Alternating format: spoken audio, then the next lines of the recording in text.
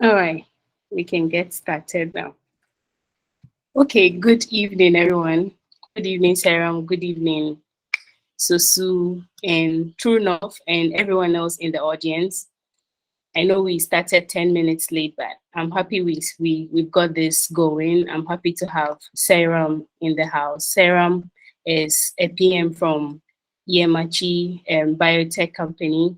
She's an engineering PM, and today's topic is about carving your niche as a product manager. And this event is brought to you by Crado with the support of the Product Circle community in Accra. I will give a little background to our speaker, and then our speaker will give a little more detail about herself, and then we'll move on to the questions that we source from the community. And towards the end, people who are in the audience will be able to ask questions as well. So here goes. Seyram, like I said before, Beatrice Seyram Atukpa is an engineering product manager at Yemaachi Biotech, a biotech company in Ghana, one of those niche companies in the country. She'll say a lot more about it later. She has decades of experience in technology, in e-commerce, and then service quality business. Her mantra is always what representing the customer. And without further introduction, I would give the floor to Sarah to tell us a bit more about herself in details. So Sarah, welcome once again to Product Chat. We are lucky to have you because very few female women are in the tech space who are also product managers and are doing very well. So thank you once again. Thank you, Kafi and team, for having me. I'm very happy to be here, and I don't take this lightly. I mean, when you reached out to me, I was like, okay, what am I coming to say? Like, what am I coming to do? Because this is something I have avoided for some time now. I always shy away from speaking about products because I feel like maybe I am not there yet. And what do I know? What do I have to share? You are there, Papa. You are there. You know who recommended But I Mr. think Mandy recommended you. I know Joel believes in me so much that sometimes I even get scared. It's like she's her senior. If you want to learn, talk to Sarah. Wow. Yeah. Well, so thank you so much for having me, and happy to be here. And we will all be learning from each other because I believe you know something which I don't, and I'll be more than willing to learn from you and also share what I know about product management so far on my journey. So, how did I get into product management? So, I always say I got into product management because I wanted to uh, do something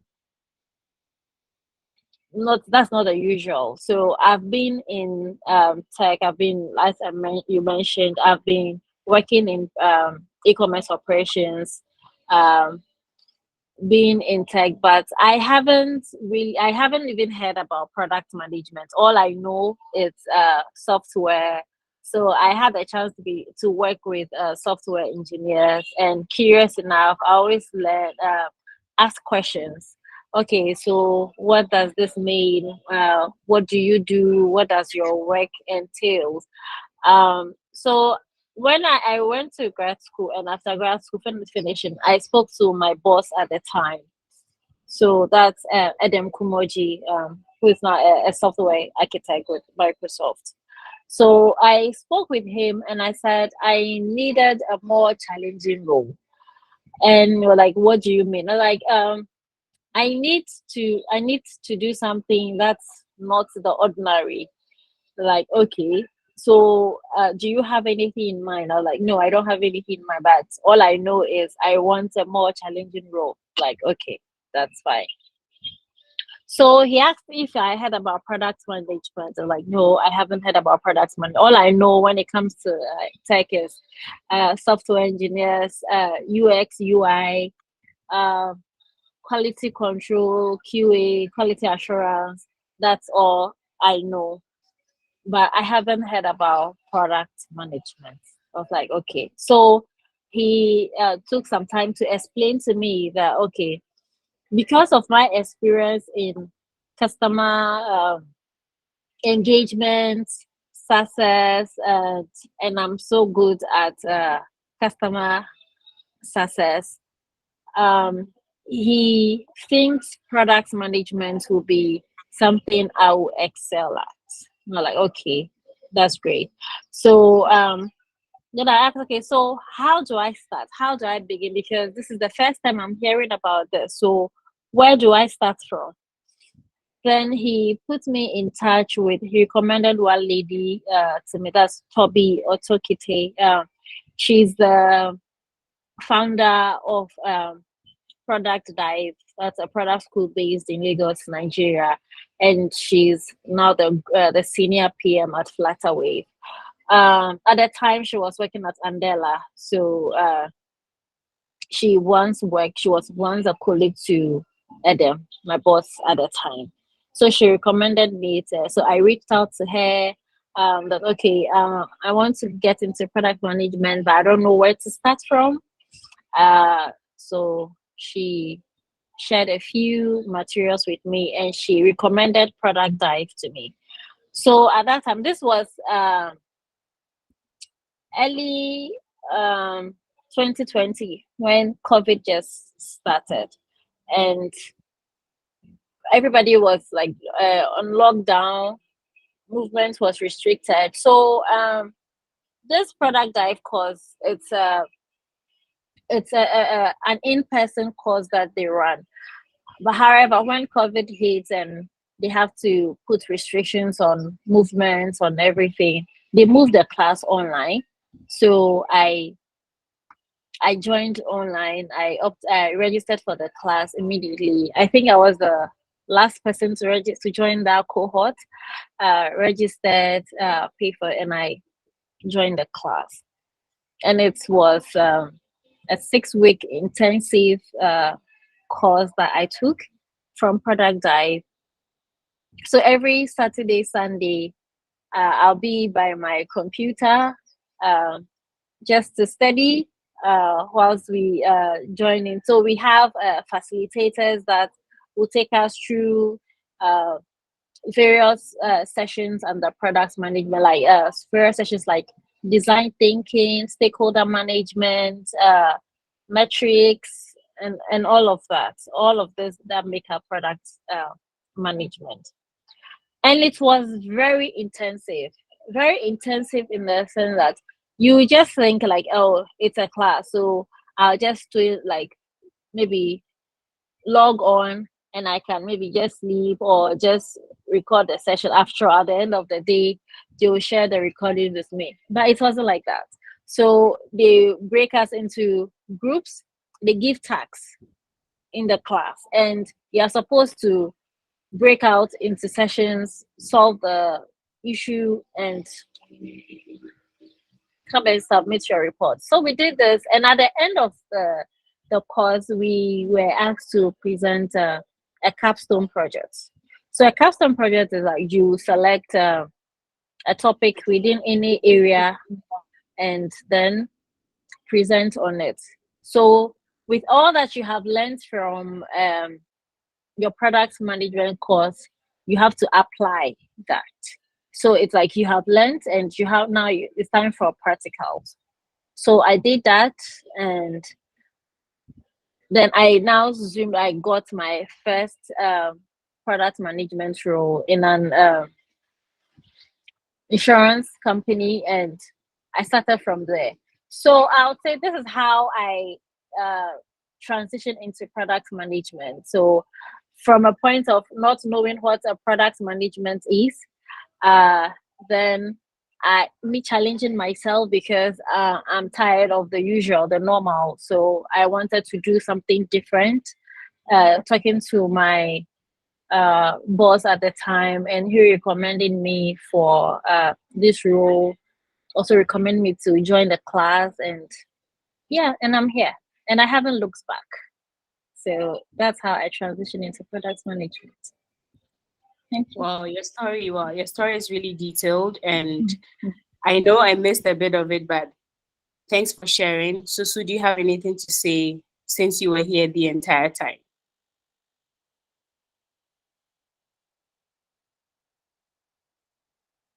Or does anyone else in the audience want to add something to what Sarah said?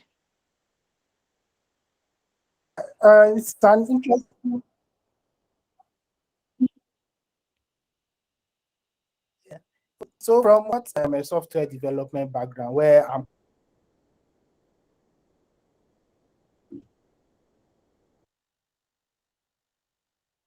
currently like Yeah, so I think we lost you. this product management background earlier on, but able to do it, and it gives me the inspiration that I can also learn and then do that as well. So after this session, I'll reach out to her and then get some guidance and proceed. Yeah. Book a coach. Book a coach. That's it. Yeah, I like the fact that this guy, Edem Kumoji, supported you in the very early days and also connected you to the Nigerian ecosystem. And the lady who is in charge of InterSwitch, right? The product dive. Is that not what she said? Yeah, so she used to work at InterSwitch. Then I think from InterSwitch she moved to Andela. Okay. Yeah, so I think she was once Adam's colleague at Andela. So okay. Yeah. Yeah, those people were the pioneers of product communities in Nigeria. They've helped a lot of people. Yeah, thank you for sharing your story in detail. I want us to switch quickly to the question and answer session. And most of the questions came from the community members. So as you can see, but this one is mine. I don't know if you've answered some of it, but here goes. Leading up to your current role, can you share a transition process, maybe like a summary of it? Because this will be cutting for our video. So maybe a summary of that. And for instance, what you did differently, what were the challenges that you came across, how you overcame those challenges? If you can just do like a brief summary of the story you shared before. Okay, thank you. So leading to my transition, the first thing was to talk to people who are already in the field, because this is me coming from a place where, first of all, I didn't even know there was anything like product management. This was my first time. So talking to someone who has been in the field, someone who is experienced, then taking a course in product management to better understand what goes on holistically when it comes to product management. So talking to someone who is already in the field, reading materials on product management, then getting a course in product management. That's what I did. No, thank you. And so the next question, were there any challenges along the way in during your learning, your knowledge gathering session? At that point, were there any? Yes, there was. So first of all, most of the time I felt lost. I didn't know what I was doing, what I was getting myself into, and everything seemed so too much for me, because it involves a lot of learning, adjusting, trying to experiment. So one challenge was, first of all, inferiority complex. I questioned myself. Do you think you can do this? What do you know? how do you think you can excel? Because this is a new field altogether. How are you going to excel? Like what blueprint are you going to follow? And you also have stakeholders who are you find yourself in this new role, and stakeholders are expecting deliverables from you. You have targets to meet, and here you are as a newbie. You can't even find your food, and like there's so much, so inferiority complex, then having to deal with stakeholders. Yeah, so those were the challenges for me. I empathize because when I called myself in quotes product manager, when I wasn't doing product management, I was learning, so I had to push myself to learn the trade. So let me just give you a brief description of what I did. We had software development gigs, so like a small app here and there. Then I will act as the one doing the engagement, engaging the customer. So a bit more of a product owner, and then I started dabbling in product management. Seyram, it's not easy. That imposter syndrome that everybody talks about, I felt it.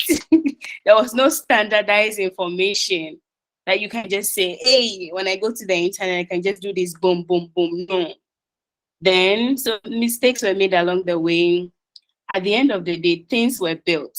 If it wasn't built to perfection, the client accepted them. We handed over a working product, something that was functional. And then I'm like, okay, I think I have landed. I like this. Let me pursue it. That's what I meant by I empathize with you. Yeah, product management is hard. And the next question is, what did I see? This one is, I was saying that it's harder to break into a product role, unlike a software engineering. I always say this because as an engineer, so you can correct me if I'm wrong, but as an engineer, you have to learn certain skills in terms of software languages. You need to learn some languages, know some tools, know some frameworks, and then your ability to solve problems. And that's it. You are done. You can build something on your own, come up with a prototype. Whereas as a PM, you cannot work in isolation. You're depending on the engineering team, you're depending on the design team, depending on the sponsor or the marketing team if you're a big team. All of those stakeholders come together to form a product outside of the customer. So that's why we always say product management is harder than engineering. So for someone starting out and aiming for a specialized area that you have gotten into, that is biotech engineering, what do you think they can do to stand out as job seekers? Great, thank you for that. So first of all, I think you touched a bit on, people think there is this notion that product management is the easiest way to break into tech. You just need to manage a team of software developers asking, what's the update and so. But I think people get it wrong because product management is hard, it's difficult, and it can be very tasking. It can be very heartbreaking, and it can get lonely, especially if you don't have the right team or you don't have the right support. So I'll start from a point where, first of all, believe in yourself. That okay, in as much as you don't know it all, believe you are capable to get things done. And then having the right team. I always say that having the right team, that's the right set of people in the product team, can make like a big difference on you as a product manager. And so it's very crucial to build a good relationship or rapport with the software engineers, because they will be your number one critic or your number one cheerleaders when it comes to deliverables. Before even getting to stakeholders, you need the support of your product team to excel. If you don't have your support, I'm sorry, you will not be able to build that product that users or customers love. Because at the end of the day, you can go for the requirements, you can translate the technical specifications to them, but if they don't understand you, or they don't believe in you, that okay, you are giving them the right set of information to do this, or there is no kind of positive energy, you'll be frustrated most of the time. So I'll say for someone who is starting new, create the best of environment for your engineers. Believe in them as much as they believe in you. Talk to them, ask questions. You may not know it all, but don't be shy to ask questions. One thing that I do that works for me is, from time to time, I ask the engineers that I work with, what am I doing well? What do you think I'm not doing well? Okay, what I'm not doing well, how can I improve upon it?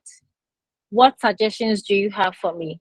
Okay, what I'm doing well, do you think it's making an impact on the team?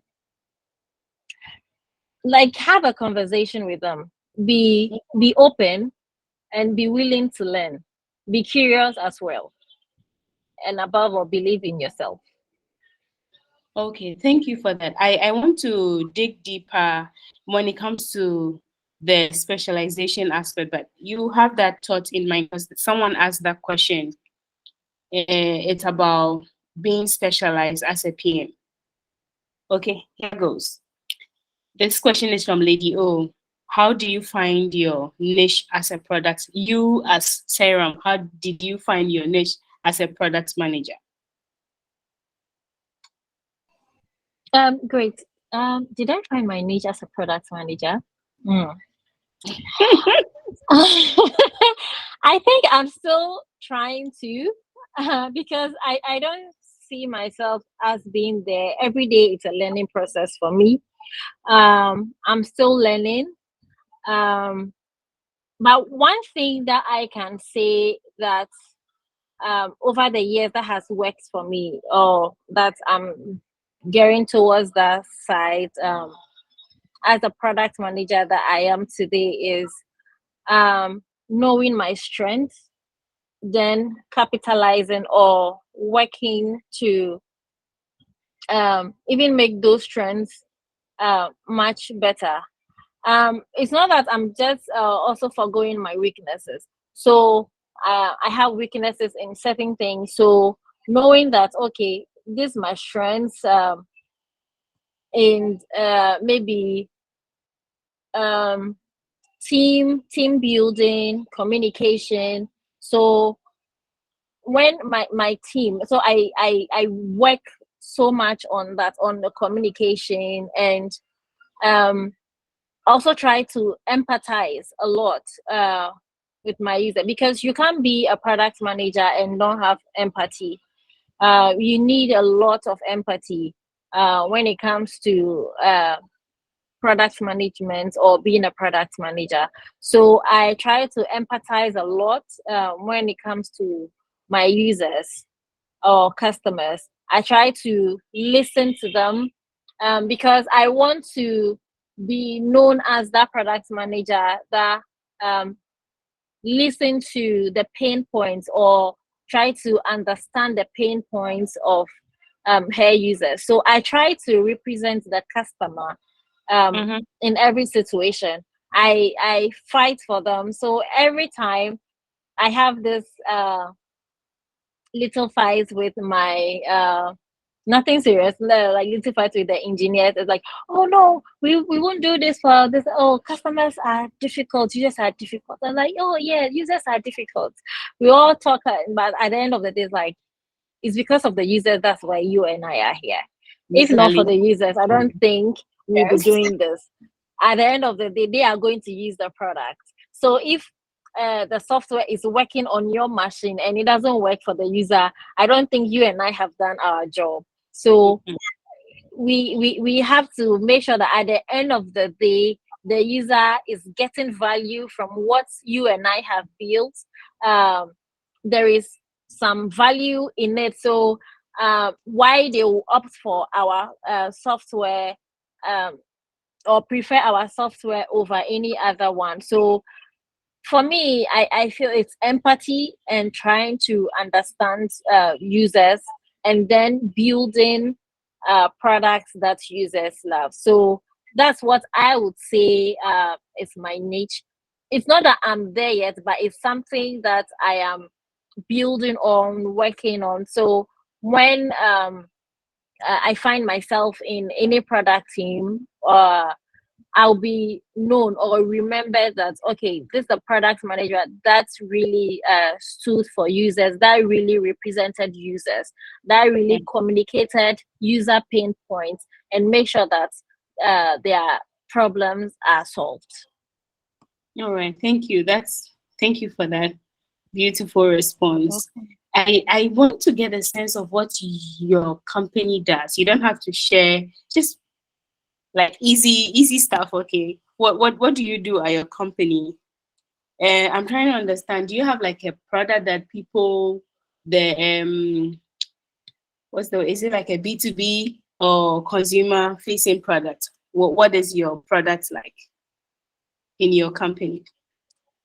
Okay, so my company, it's a cancer research and diagnostics company. So it's Yemaachi Biotech. So it's a bio and biology and tech. So I am at the tech side. So it's we run a molecular lab where we run samples and so forth. So the goal is to reduce the economic burden of cancer on the African continent. So in my role, what I do is we are working on two products. So one being a data management tool that oncology clinicians will use in their day-to-day care management of their oncology patients. So that's what we are currently building. Alongside, we have a lab management system. That's our lab, because we have we run a molecular lab. So what the lab technicians use in tracking the samples that they collect from research, from care journey. So those samples are sequenced from time to time, because we are trying to get the DNA genesis of tracking cancer in one patient. So we are trying to do like investigations that, okay, so if cancer is diagnosed in patient A, what are the chances that in this family there could be some number of people who have been diagnosed with cancer? What's running analysis to know that, okay, it's possible that it could trickle down on another family relation or someone who has ever been diagnosed with cancer. What are the possibilities? So that's what we do. So yeah. Okay, so in your day-to-day, now this is really, first of all, this is very illuminating, because I've always been wondering, as a PM, what do you do? What exactly do you do there if this is a biotech lab? Now that you talked about the tools you build, so you're more about building tools to support the operations of the organization. And then I'm sure hopefully maybe the company may be able to sell some of the tools or license it to some other similar organizations doing in that same industry. maybe in Ghana or outside Ghana, right? Yeah. So even though Yemaachi is based in Ghana, we are not just restricted to the Ghanaian market. The plan is to expand operations to the sub regions. Currently we are in Kenya, Ivory Coast, Lagos, Nigeria. So we are working with hospitals, teaching hospitals, where they are trying to collect data on oncology. So because there's a huge gap when it comes to research in Africa. Like most of the data that you collect ends up in the hospital folder, but it's not. They have not been translated into machine readable data that they can use to run analysis. So this tool that we are building for the clinical management system is to be able for the clinician that's okay, if anyone walks into their office and they are trying to run diagnosis or something, they can just quickly transfer that information. So maybe they are onboarded through the system, like the type of cancer they've been diagnosed with, if there is any family member or relation that has ever been diagnosed with cancer, have they got any treatment, what kind of treatment did they receive, and it has been an opening a like mind-blowing journey for me, because I used to think, oh, health tech is just one subset, or I thought it's fintech that is ruling. But when I got into health tech a year ago, day in day out, I'm just blown at what is going on when it comes to health tech. And the learning that you have, the learning gap is so huge, and getting to speak to clinicians, trying to understand their needs, their requirements, has been very interesting for me. So in the you yeah. can finish your thought. No, and it, no, that's it has been like a learning experience for me. And okay. Yeah, thank you for sharing that. I after you've shared a bit more about your company, I think your company will be in need of data PMs, people who can analyze data, and people who understand what data analytics is, data scientists especially, because we don't have lots of data on people in Ghana, and they also need security PMs who have some level of experience and in-depth experience in security, because once you are processing people's personal data, you need to think about security, you need to think about privacy. Exactly. So when the time comes, let me know so that don't worry. magic and bring people from our community to come Sure, and get hired. Sure. Okay. Wow, it's 6:43. Our time is going by. We'll finish this. We'll move to the next question, and this is from Chisom. Chisom is based in Nigeria. She's also learning to become a PM.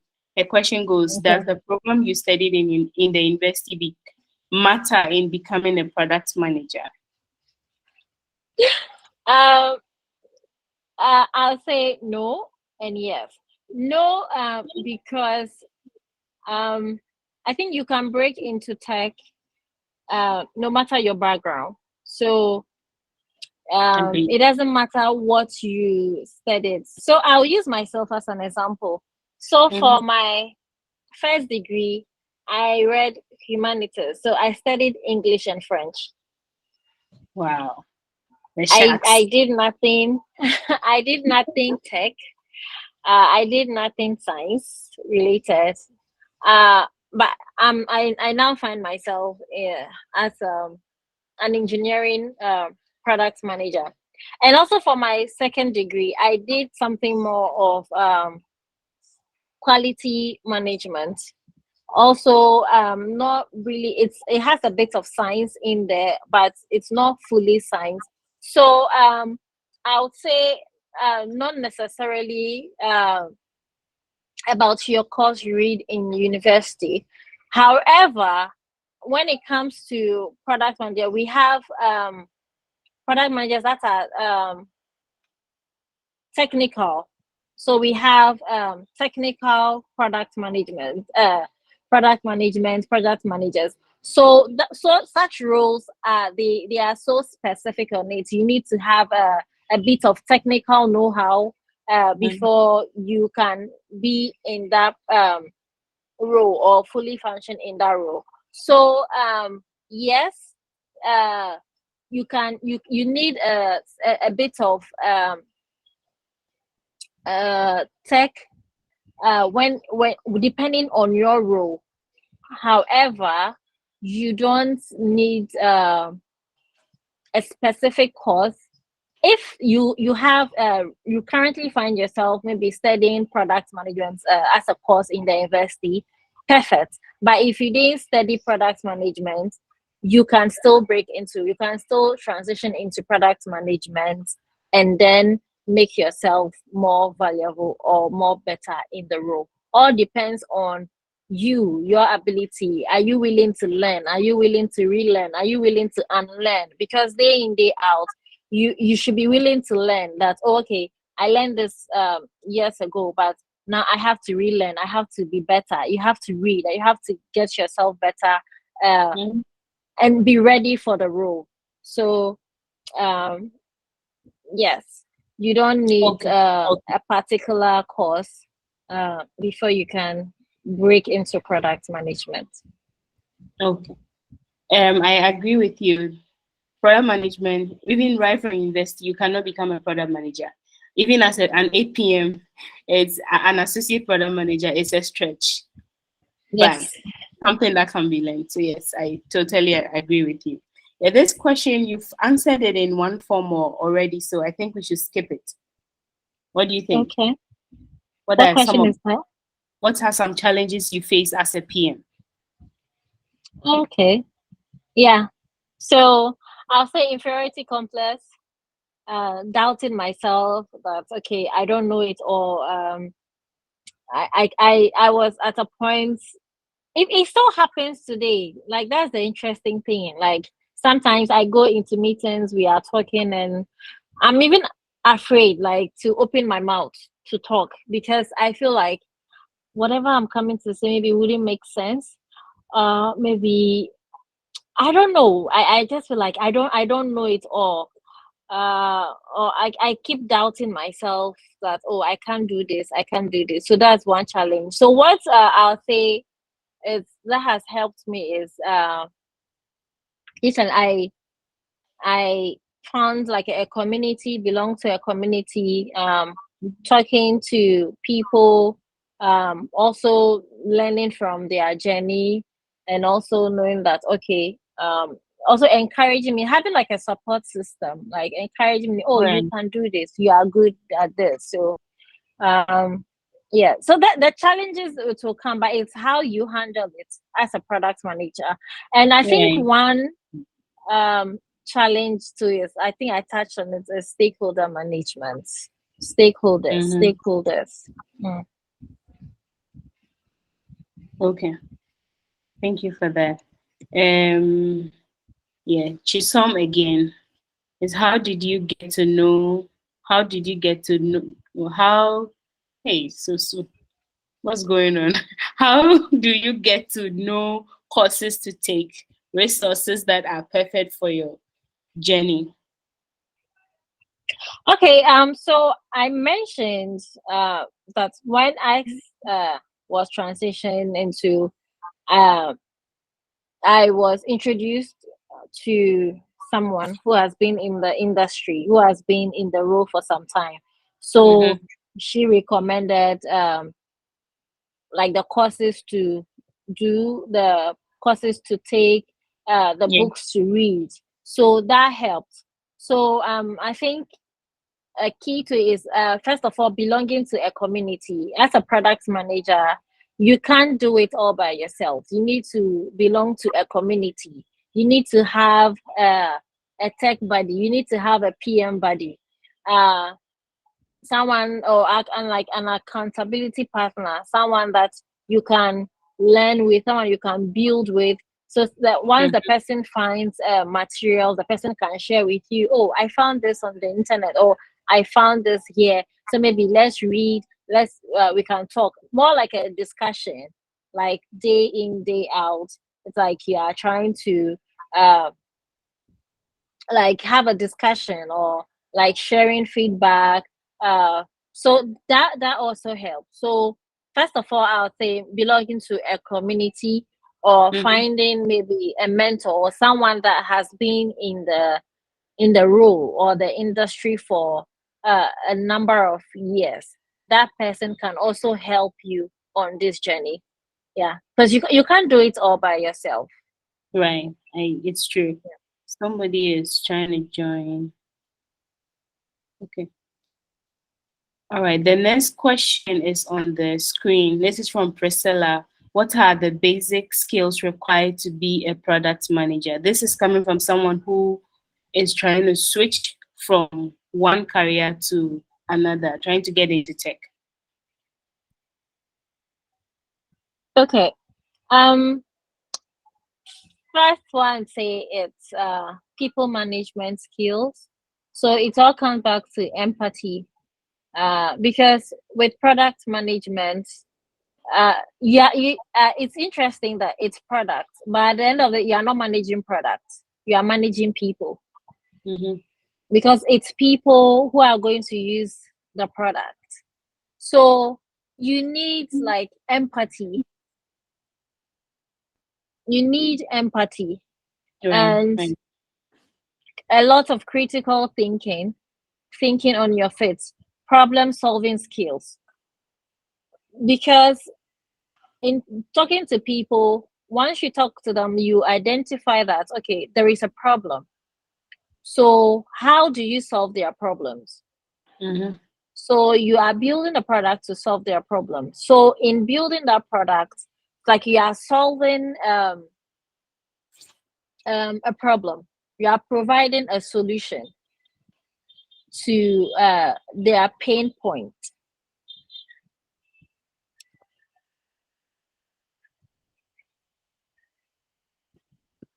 Oh, I just realized that I wasn't sharing. I stopped sharing my screen. Oh my goodness. Oh. Sue, I'm so sorry.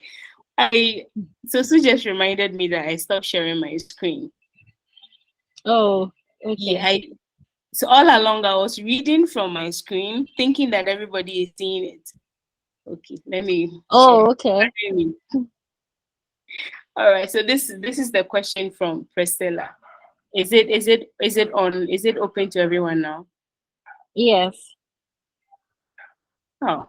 So I'll just summarize. So the basic skill, problem solving skills, critical thinking, time management, leadership, because you'll be working with engineers.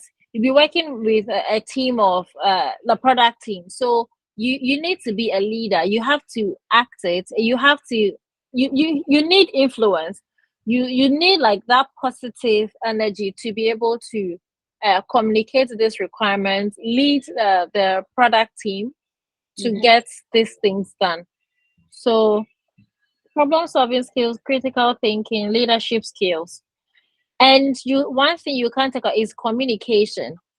Learn how to speak the language of the software developers is very crucial, because you need to understand the problem to communicate. Because when you are talking to the users, the end users, most of the time the engineers are not there. So you get to talk to them, have a first-hand experience of their problems or issues. So you have to once you get a sense or understanding of their problems, you have to communicate those issues to the software engineers using the language that they understand. Okay. So communication is key, and collaboration. As Definitely. I mentioned, like you are working in a team. You can't do it all by yourself. So it's collaboration. Product manager, if it involves it's a cross-functional role. You are talking to people from sales. You are talking from people from marketing. You are talking to business people. You are talking to customer success. You are talking to software engineers. So it's like you are talking to almost everyone in the company. Right. So how Right. do you communicate the needs? How do you communicate the requirements? It's very important.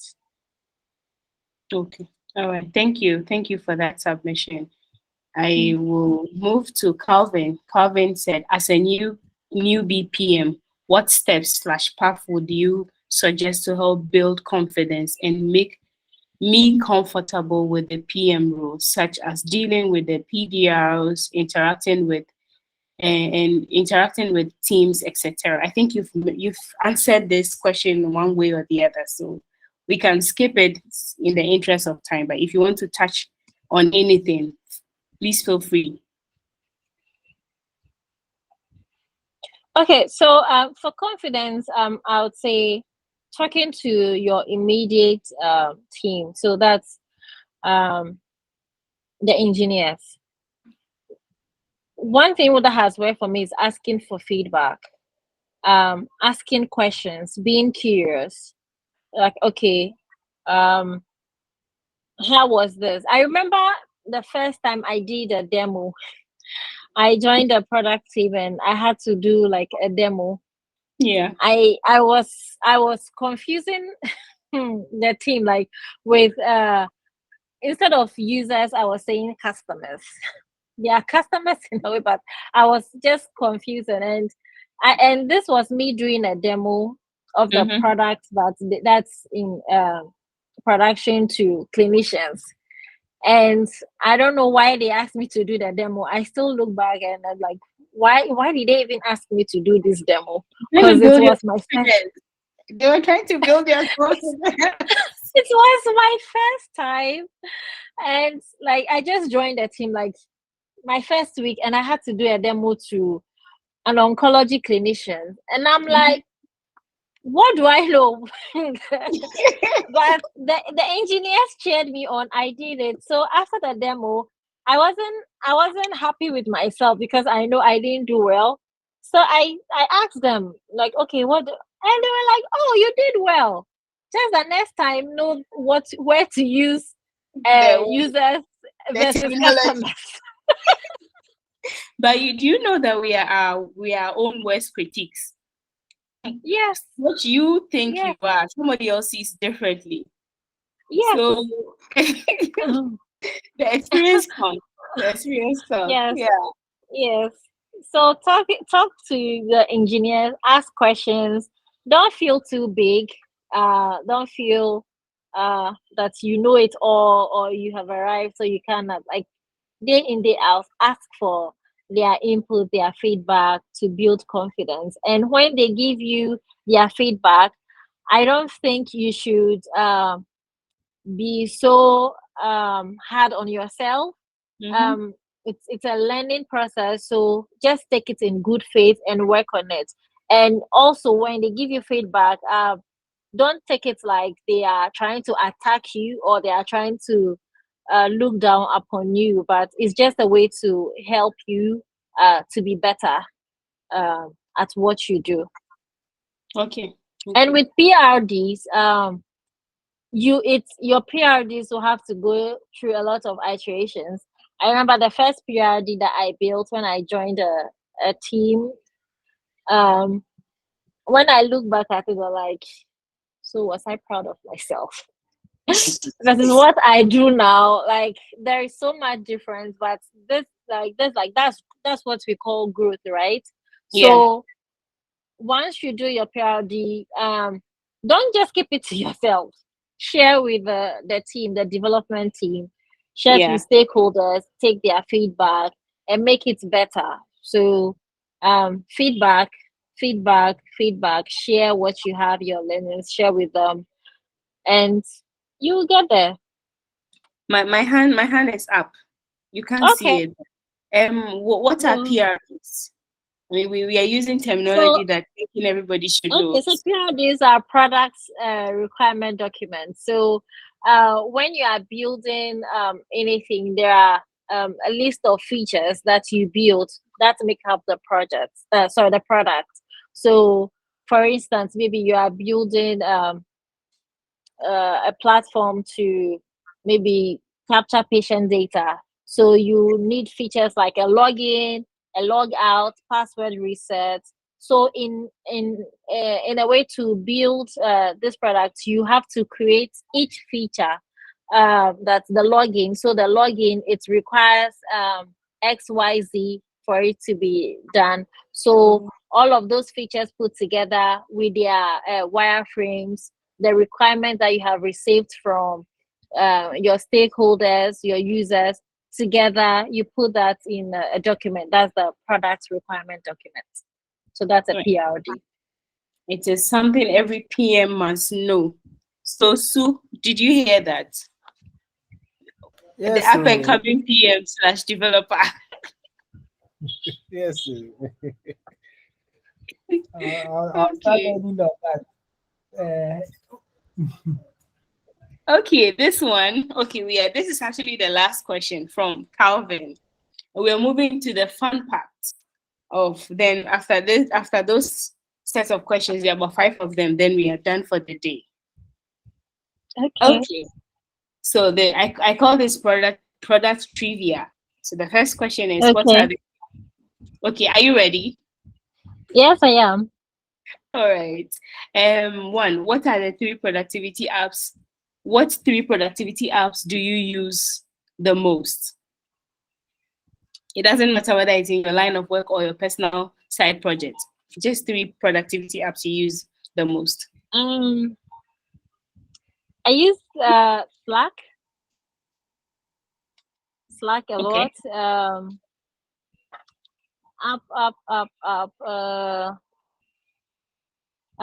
Then Jira. Then iMessage. I use that a lot. Which one is iMessage?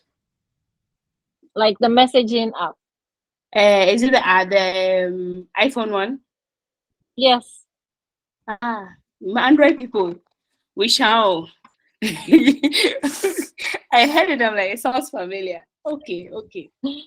That's interesting. Yeah. Oh yeah, calendar. I don't know why. I use calendar. My calendar. It's good. You've actually from the it's. I think it's number one that I use aside Slack, because when you look at my calendar, sometimes it's like a Tetris game, like board. It's like I have meetings upon meetings in my calendar, and it's funny that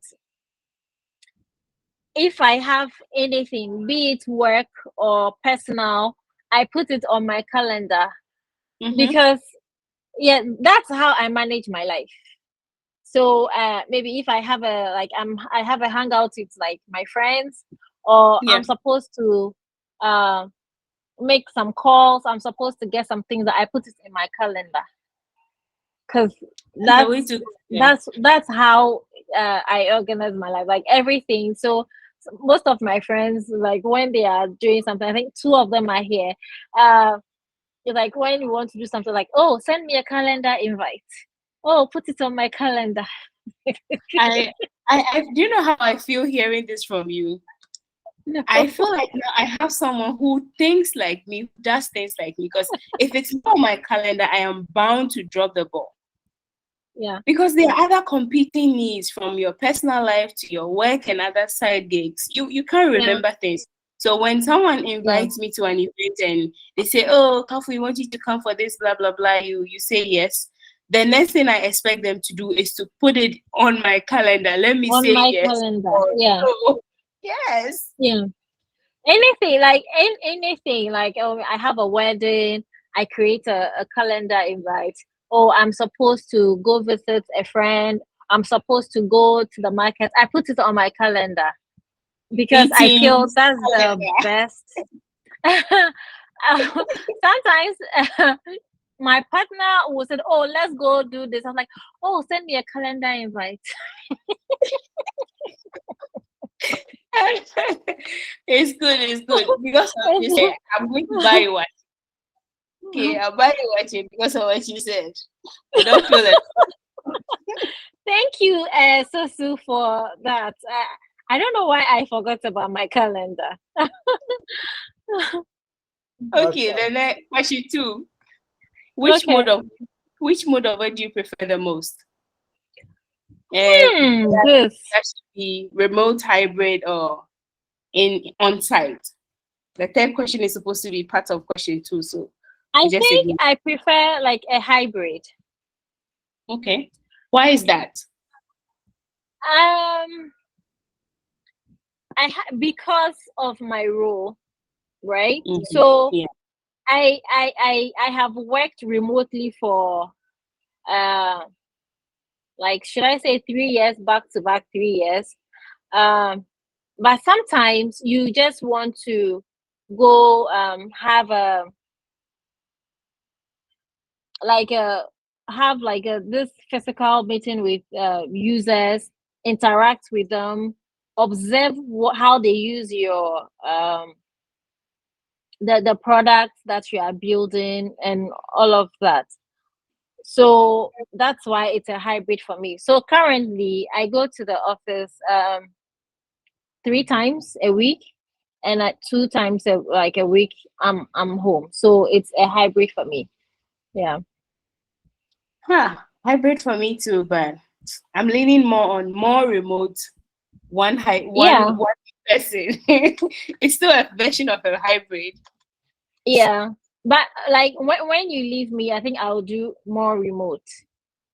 More Okay. remote, and yeah, hybrid, going to the office because I have people, like internal users who are using the product. So sometimes I just want to have a feel of them, observe them, how they use the Yeah. product, Yeah. because users are interesting people, group of people. Mm-hmm. You build feature A and thinking that, oh, they are supposed to click here, but users will be clicking elsewhere. And you ask yourself, did you do a good job?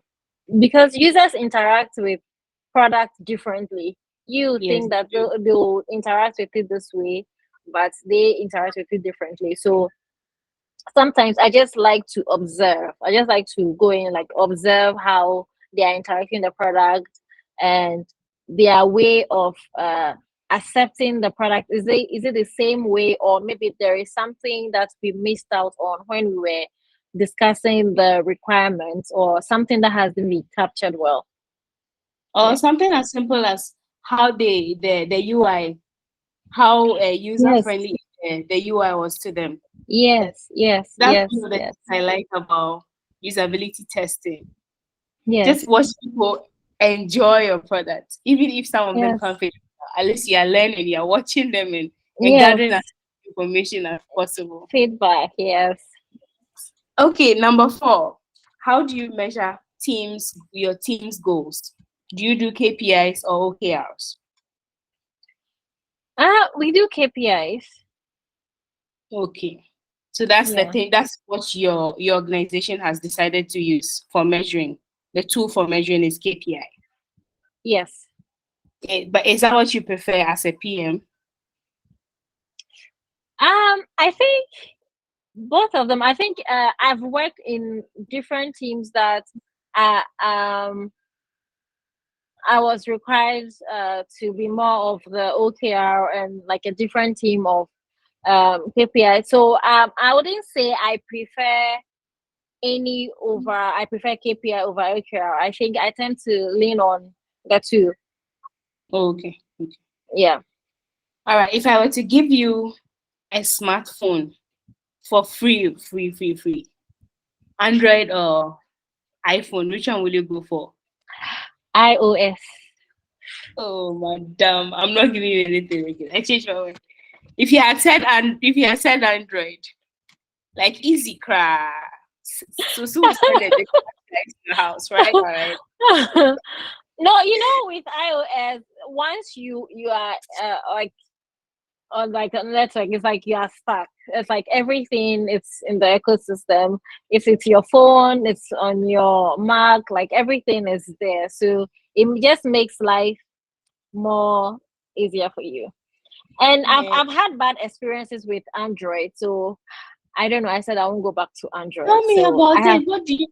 What were your bad experiences? Because I use an iPhone for like maybe like a year and a half, and I sold okay. it. Why? Because I ran Why? out of space, and they said I should pay for iCloud. I'm like, seriously, I never had to do that. Android. No, I think the trick is that what most people don't know is like you can be on iOS when it has to do with space. You can do Google Photos. So I am on iOS, but Mhm. I said I'm not going to. Sorry if Apple is listening. Sorry, I said I'm not going to pay for iCloud space. So I Uh-huh. use Google Photos a lot. Okay, Yeah, okay. So that's one way yeah. to solve the problem. Yeah, Yeah, so Google Photos, back up your photos because it's usually the photos, the videos that take a lot of space. mm-hmm. So back up on Google Photos and you are good to go. No need Those buying monthly data plan for your photos. actually, I'm still Sorry, buying. iOS. I'm still buying though, even though I'm not using my iPhone anymore. I have this iPad that has some Okay. photos that for some reason I can't Oh no, move them my you Google should photo. back up on Google Photos. It's not working. It's the old type of what's the name called? That generation. The last generation before they started making um the smaller iPads. Okay, is it the first? Is The it first or third, second generation? First no, generation, yeah. the third generation. And those photos, I'm like, okay, I'll go somewhere and have someone do it for me. Because every month I'm paying, it used to be 1.99, now it's about $2.99 every month for free. No. This I'll cut this part from there.